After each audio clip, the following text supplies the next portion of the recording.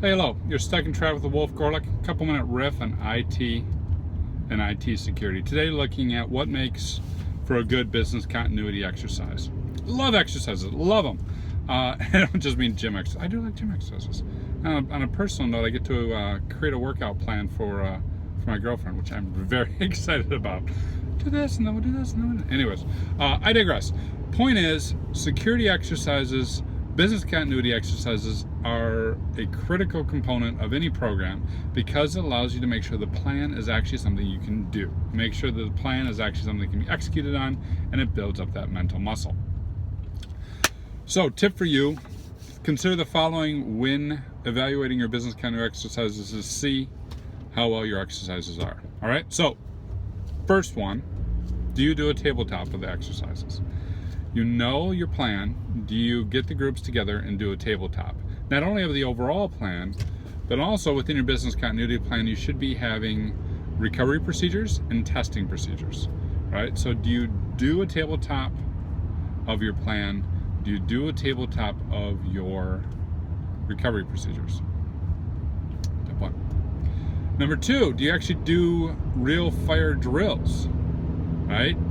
Where you pull the plug, you have a scenario and you execute that scenario and you move services over.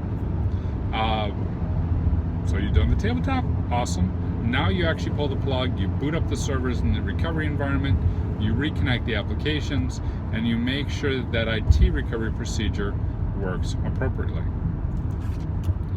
Number three, remember what we're really trying to do with business continuity is have a continuity of business operations, not necessarily a recovery of the IT technology.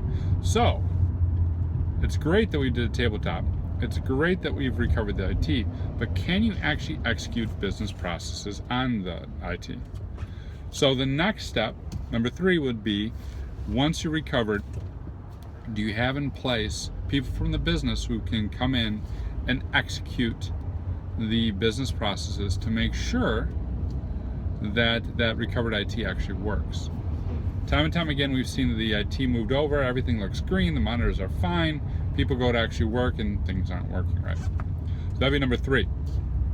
Number four, in terms of growing complexity, is do you include customers and partners in these drills?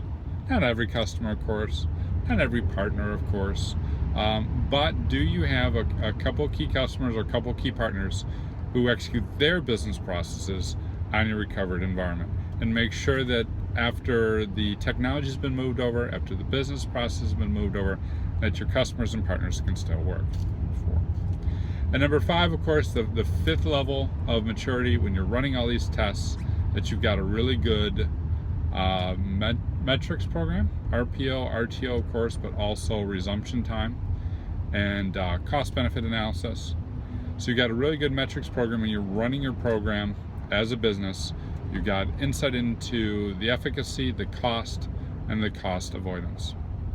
All right, so those are some of the things that make for really good business exercise. After you've done the exercise, run the numbers, make sure your numbers are in line with what you thought they would be.